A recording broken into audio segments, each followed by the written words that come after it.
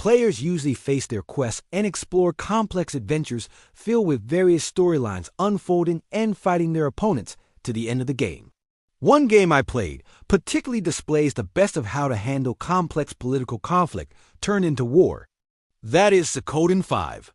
The Queendom of Falena is a powder keg of political madness, and the game will have protagonist Freyjadour making tough decisions.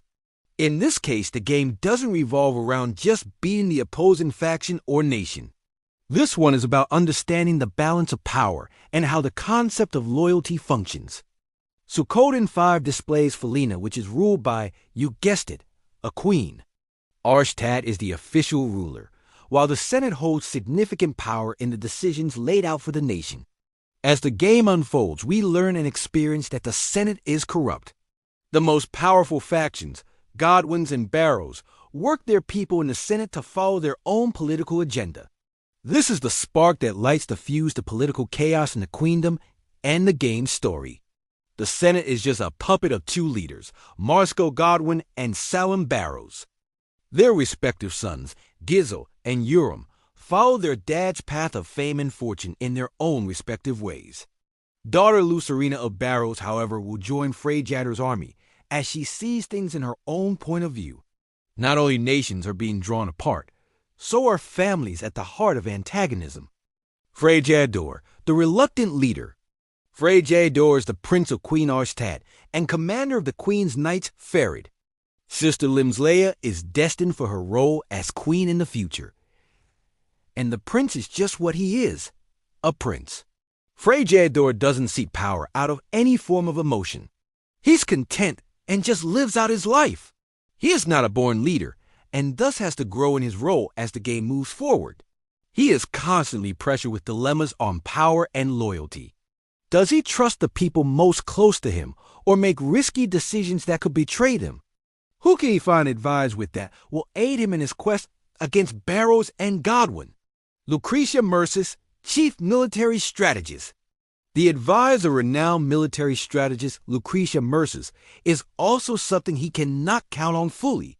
Lucretia has the habit of following her own path, even when it betrays the party she currently sides with. She tells him, I do what I think is right. She has so because she betrayed the Godwins in the past as well, and was locked up for that very reason. Her offered suggestions are harsh and only helps to navigate the political playing field. Freyjadour's struggles are put on display, and you as a player have to help him balance that moral compass. These decisions will impact on what happens in the game, so your human nature and the cost of decision-making will put you to the test. A life as leader isn't as glamorous as it seems. Gizel Godwin, the classic tragic villain. Gizel Godwin is the prime example of a tragic villain. He really has his beliefs and tries to prove himself to Father Marscal, driven fully and solely by ambition. His character and demeanor comes across as ruthless, and he uses everything necessary to gain power. Yet, he isn't a typical bad guy. The desire for power comes at a heavy price. He has a souring relationship with his father, who doubts his motives and actions. Furthermore, those decisions do lead to his downfall. In the end, it's what will make him cost his own life, still vowing his role was the best way to go, till his last breath. Sialeeds, the loyal aunt turned betrayer. Sialeeds starts out as the loyal ally, accompanying Freyjadour, as everything in the takeover of the Godwins makes them banished from their own palace and nation. In her own belief to stop more bloodshed in this war between Sister Limslea and Brother Freyjadour, she switches sides to the Godwin faction and her old lover Gizel. Her story arc displays that she is not a villain at all. In her way of protecting her loved ones, her loyalty was tested enough in the heat of a major conflict. Her betrayal displays forms of love that are hard to grasp till her dying moments. Her passing adds emotional weight into the story. Political choices often come at deep personal expenses. Myakes, the Queen's bodyguard. Myakes is another prime example of displaying the complexity of loyalty. She is the bodyguard of Queen Limslea and the counterpart to Lion, Prince Freyjadour's bodyguard. She is first-hand witness to the events in Falena Palace, where Queen Arstad and Farid are murdered by George. George is the best friend and confidant of Ferret.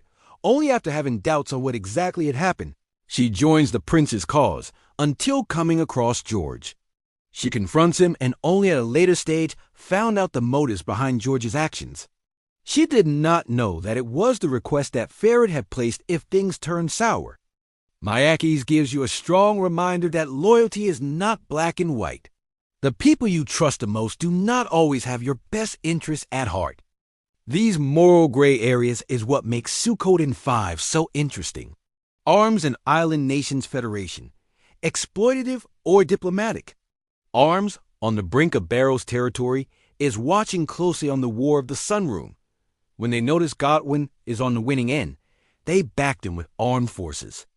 Their purpose is to hopefully gain a part of the Barrow's territory when the war is over. As the Civil War drags on and the momentum shifts towards the prince's forces, Arms backs out and doesn't show up at all anymore.